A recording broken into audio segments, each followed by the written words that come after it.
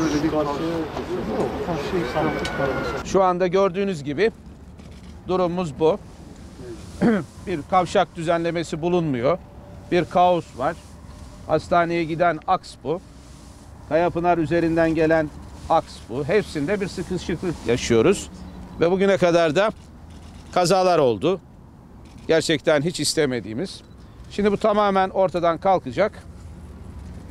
Ve yeni düzenlemeyle gördüğünüz gibi hem trafik güvenliği açısından hem de uygulama açısından çok modern bir kavşak düzenlemesi mevcut yerden daha ötede gerçekleşecek.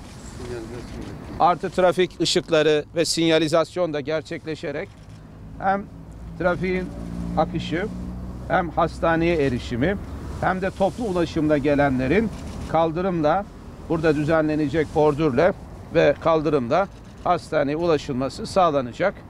Gördüğünüz gibi tren hattı düzenlemesinde de mevcut bariyerlerin yeri değiştirilerek alanda bir genişlik kazanarak herhangi bir trafik kazası riskini veya buna bağlı endişeyi de gidermiş olacağız.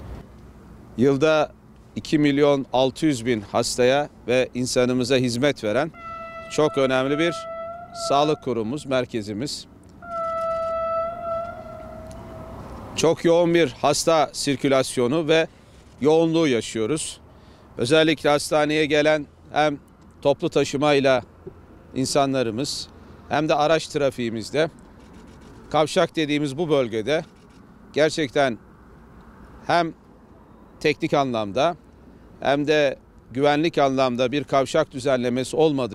Vatandaşlarımıza yaptığımız ve bu mahallede gerçekleştirdiğimiz buluşmalarımızda ve kentin genelinde Eğitim Araştırma Hastanesi kavşağının bir an önce yapılması, buradaki trafik hem güvensizliğinin hem kazaya neden olan eksikliğin giderilmesi talep edildi.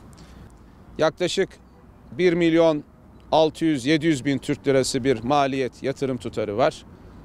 İçinde hem kavşak düzenlemesi hem yol altyapısı hem de kaldırım bordür düzenlemesi olacak.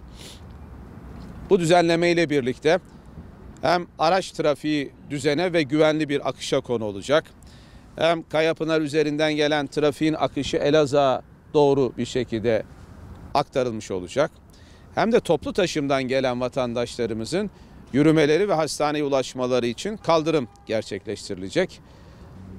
Demiryolu geçişindeki bariyer de geri alınarak orada da yolun genişlemesi sağlanacak. Ulaşım çok önemli bir alan. Özellikle başta can ve mal güvenliği olmak üzere çok önemsediğimiz bir alan. En kısa süre içerisinde de buradaki inşallah kavşak, yol ve kaldırım düzenlemesini yaparak Diyarbakır'ımıza hizmete sunmayı diliyorum.